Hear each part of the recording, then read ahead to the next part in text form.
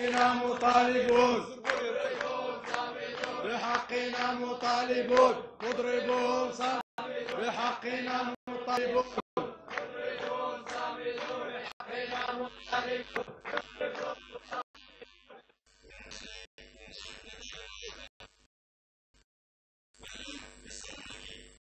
لا يسعنا نحن رفاقكم في النضال بأثنا إلى أن نقول لكم مع شذوقنا أننا صامدون مناضلون حتى نحقق النصر أو الاستشهاد. وبكم سنواصل المسيرة. شعارنا الخالد مضربون صامدون بقنا مطالبون. وما كل الصعوبات وكل الإكراهات أقول لكم هي النضالية مرة أخرى.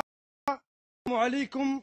أقول لكم شعارنا الدائم حقوقي دم في عروقي لن أنسى ولو أعدموني. ردوا أكثر. حقوقي دم في عروقي لن أنسى.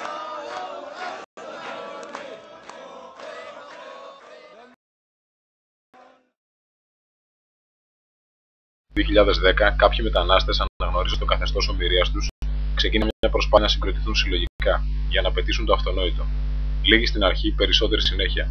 Εν τέλει, στις 25 Ιανουαρίου 2011, 300 μετανάστες από όλη την Ελλάδα ξεκίνησαν απεργία πείνας, η οποία συνεχίζεται μέχρι και σήμερα, με αίτημα την νομιμοποίηση όλων των μεταναστών που ζουν και δουλεύουν στην Ελλάδα ανεφόρων.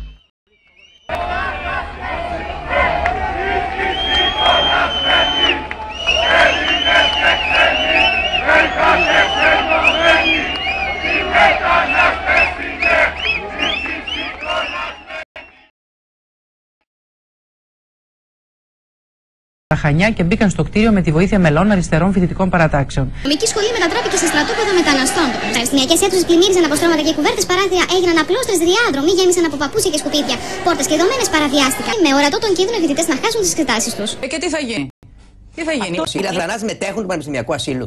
Μήπως τα μαθήματα και αυτοί πάνε στα μαθήματα, δεν έχω καταλάβει. Δηλαδή πήγαν 230, κάποιοι το οργανώσαν αυτό το χάπι. Κάποιοι τους οδήγησαν. Και τι θα γίνει? Εκατοντάδες Αιγύπτιοι ξεχύθηκαν και πάλι στο κέντρο του Καΐρου, ζητώντας την παραίτηση του καθεστώτος Μουμπάρακ που κυβερνά τη χώρα επί 30 χρόνια. Μέσα μαζικής ενημέρωσης εκθιάζουν ως αξιοπρεπή τον αγώνα που διεξάγουν οι Βορειοαφρικανοί ή οι Ιρανοί ενάντια στα τυραννικά τους καθεστώτα, λιδωρούν τον αγώνα τους για νομιμοποίηση εντός της Ελλάδας. Οι αγωνιζόμενοι είναι οξυδερκείς, μαχητικοί, παραδείγματα προς μίμηση, ήρωες της ελευθερίας, ακηδεμόνευτοι, με ορθή πολιτική κρίση μόνο όταν βρίσκονται χιλιάδες χιλιόμετρα μακριά. Εδώ μετατρέπονται σε κακομοίριδες, άβουλοι, υποκινούμενοι, ανίκανοι για σκέψη, θύματα. Κανόνες ανάλογους με αυτούς που ισχύουν στην Ευρώπη για την ηθαγένεια και την υπηκότητα και εφαρμόζονται πιστά για τους νόμους μετανάστες, μίλησε ο Γιώργος Παπανδρέου στην πρώην ημερησίας διάταξη συζήτηση στη Βουλή με αντικείμενο το μεταναστευτικό. Ταυτόχρονα ο Πρωθυπουργός ανακοίνωσε τη σύσταση υπηρεσίας της ελληνικής αστυνομίας για την αντιμετώπιση της λαθρομετανάστευσης, καθώς και την εγκατάσταση επιχειρησιακού κέντρου της Frontex στον Πειραιά. Όμως ασχολείται αποκλειστικά με μια διαδικασία πολιτογράφησης των νόμιμων μεταναστών. Κανένας μετανάστης χωρίς νόμιμα χαρτιά δεν μπορεί να πάρει ηθαγένεια. Όσο κράτος να πείσει για τις αντιρατσιστικές του ευαισθησίες, το έργο νομοσχέδιο μόνο νομιμοποίηση δεν επέφερε. Και αυτό γιατί νομιμοποίησε ελάχιστους. Γιατί επικύρωσε την παρανομία της συντριπτικής πλειοψηφίας. Γιατί διέρε ακόμη περισσότερο τις κοινότητες των μεταναστών με το άπιαστο όνειρο της νομιμοποίησης για λίγους. Μονές 25 Μαρτίου. Όπως σε κάθε ελληνικό σχολείο, οι μαθητές προετοιμάζουν τη γιορτή. Κάνουν πρόβες σε χορούς και τραγούδια, ετοιμάζονται για την παρέλαση, κάνουν δοκιμές σε μια θεατρική παράσταση με πατριωτικό θέμα. Όρους πολιτισμικής καθυπόταξης των μεταναστών για την τυχόν νομιμοποίηση τους, επιβάλλοντας τεστ γλώσσας και ιστορίας, μη σεβόμενο τα ιδιαίτερα πολιτισμικά χαρακτηριστικά των ανθρώπων αυτών. Έγινε στο 1821 και η φιλική εταιρεία ιδρύθηκε σε μια πόλη της Ρουμανίας, στο Ιάσιο. Ναι, είναι μια πολύ ωραία πόλη. Αν και η ιστορία δεν είναι το αγαπημένο μου μάθημα, είναι πολύ ωραία. Εμείς στη Ρουμανία δεν έχουμε παρέλαση και δεν μπορούμε να κρατήσουμε τη ρουμανική σημαία, αλλά είμαι πολύ περήφανη που μπορώ να κρατήσω την ελληνική σημαία. Αν και δεν είναι η πατρίδα μου η Ελλάδα.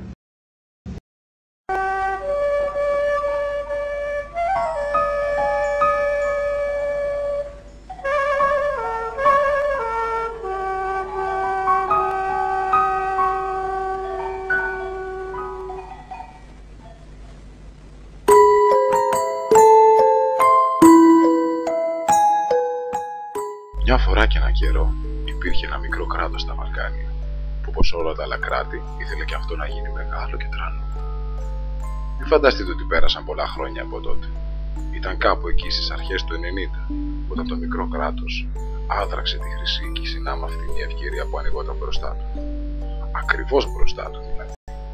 Ο Λιλαράκος σκέφτηκε, λες να γίνω κι εγώ αφέντης. Άπλωσε λοιπόν το χέρι του στον Αλβανάκο, Βουλγαράκο, σε όλα αυτά τα άκο που τελειωμό δεν έχουν, τον έβαλε στη δούλεψή του, γέμιζε τη γυλιά του και αυγάτιζε τον παρά του.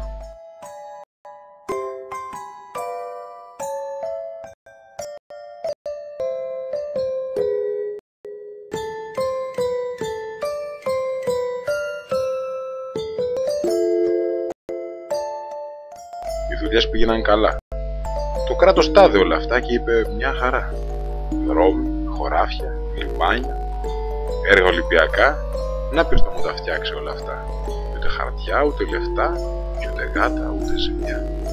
Γίνηκανε λογής τα αφεντικά, μεγάλα και μικρά. Έλα όμως που η όρεξή τους δεν σταματά, και έτσι φτάσανε και αυτά, τώρα στα πιο κοντά, που η πείνα τους βρήκε μαζικά, να κοιτάνε την νητιά. Μόνο που τώρα την ξέρουν τη δουλειά. Θα δουλεύουν μακριά, μέρα με χαρά, και ούτε φτά, ούτε χαρτιά. Και η μπάκα έχει γυαλιά. Τώρα εργάτη που τα ξέρεις όλα αυτά, υπολέμησε τα αφεντικά, κοιμήσου ανήσυχα. Τέρμα, για μας είναι ξεκάθαρο. Η Ελλάδα της ανάπτυξης, της επιχειρηματικότητας και της ανταγωνιστικότητας πάτησε πάνω στους μετανάστες.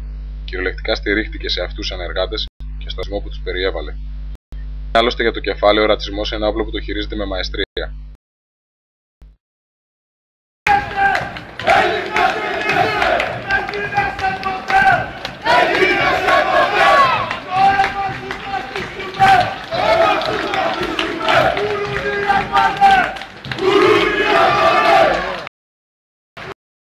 Είναι να κρατάει την εργατική δύναμη των μεταναστών φθηνή, τους αποκομμένους από τη γηγενή νόμιμη εργατική τάξη, χρησιμοποιώντα το όπλο του αυτό μοχλό πίεσης για να δυσχεραίνει τη θέση όλων των εργατών.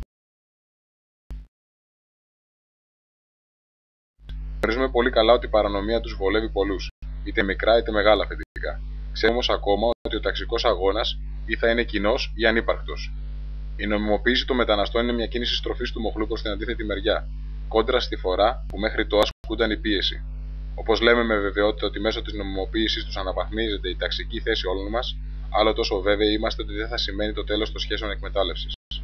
Είναι συνεχής αγώνας ανατροπής των αντιλήψεων, πολιτικοποίησης των συνειδήσεων, κοινωνικής νομιμοποίησης που δεν μπαίνει μόνο στους νόμους και τα χαρτιά. Η τράπουλα είναι ούτως ή άλλως σημαδεμένη, σίγουρα δεν είναι στα δικά μας μανίκια. Έχουμε βιώσει το πετσί μας και εμείς οι νόμιμοι στις ανασφάλιστες δουλειές μας, στους πετσοκομμένους μας μισθούς, στην ανεργία μας.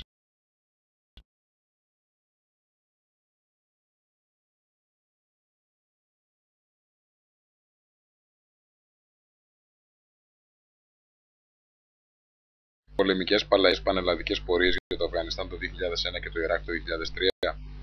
Μήπως εσείς που τότε δεν δηλώνατε, προβάλλοντας τον άκρατο ανθρωπισμό σας, θα έπρεπε σήμερα να είσαστε ακόμη μια φορά στον δρόμο ζητώντας την νομιμοποίηση των μεταναστών που δημιούργησαν αυτοί οι πόλεμοι? Θα αποδεικνύεται έστω μια συνέπεια. Άλλωστε, ξέρουμε πως όταν άλλοι είναι υπέτειοι ενός εγκλήματος, είναι εύκολο να φωνάξεις. Τι όμως όταν εσύ είσαι ο θήτης? Φαίνεται πως ζούμε σε μια χώρα έρημο, γεμάτη καμήλες, που να κοιτάξουν την καμπούρα τους. Βρίσκουμε τουλάχιστον υποκριτικό το να νιώθει κανείς ότι θίγεται από τους βρώμικους μετανάστες, όταν ο ίδιος πριν μερικές δεκαετίες ήταν ένας από αυτούς.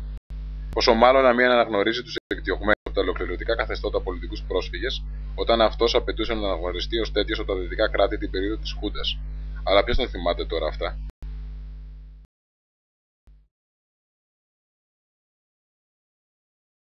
Και για να από την της απεργίας, το κράτος αναγνώρισε την επικινδυνότητά της, καθώς είναι σαφές ότι ο συγκεκριμένος αγώνας θέτει ένα ζήτημα που δεν μπορεί να ξεγελαστεί χαρίζοντας του ψήφουλα.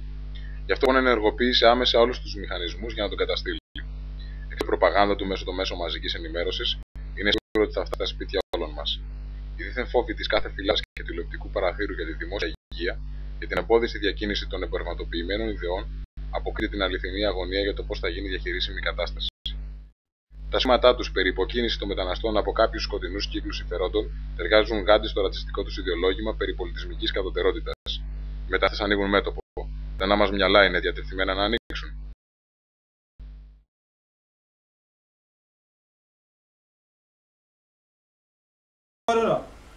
المضربين عن الطعام في آتينا والمتضامنين في آتينا وسالونيكي، نبعث لكم برسالتنا ونحن في اليوم 28 من الإضراب عن الطعام رغم التعب والعياء وبعد الشعور بالدوران وذهابنا إلى المستشفى، لكن لا زلنا صامدون حتى الانتصار. لكن في هذا النضال سننتصر، لأنه نضال كل المهاجرين وهو نضال حقيقي وجاد. إننا مضربين عن الطعام لكي نخرج من الظلام إلى النور، لكي نعيش حياة كريمة بدون مشاكل. نعرف أننا قريب من هذا النور، نحن نتواجد في هذه النقطة، لكن ما زلنا صامدون لأننا نفكر برفاقنا والمتضامنين خاصة من الشعب اليوناني. نأخذ القوة من كل الأعمار صغار وكبار، من المتضامنين من الآلاف اليونانيين والأجانب. إننا نرى في هؤلاء الأشخاص المتضامنين أن النصر قريب وأكيد، لأنهم على دراية بالحياة الكريمة، ولهم علم بأن ما تنشر الإذاعة التلفزية مجرد إشاعة عنصرية. من واجبات الحكومة أن تلبي لنا جميع مطالبنا، ومن هنا إلى الأمام عليها أن تتحمل كل ما سيقع لحياتنا وصحتنا، لهم كامل المسؤولية فيما يقع. القليل ما نستطيع أن نقوم به من الطابق السابع من نقابة العمال بسالونيكي هو نبعث لكم بشكرنا الكبير ونضمن لكم بأننا سنفوز بهذا النضال.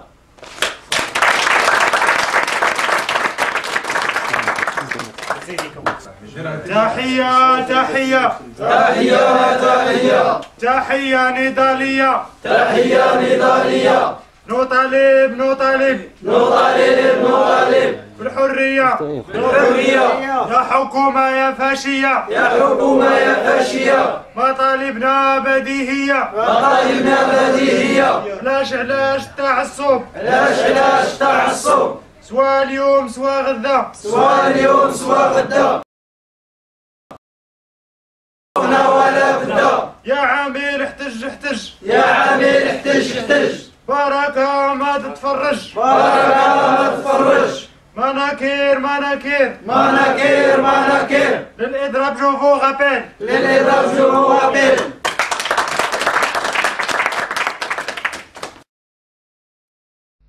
Νομιμοποίηση υπάρχει το στίχημα της κοινωνικής νομιμοποίησης. Να το κλείσουμε. Να φτιάξουμε έναν κόσμο αλληλεγγύης. Έναν κόσμο να χωράει πολλούς κόσμους.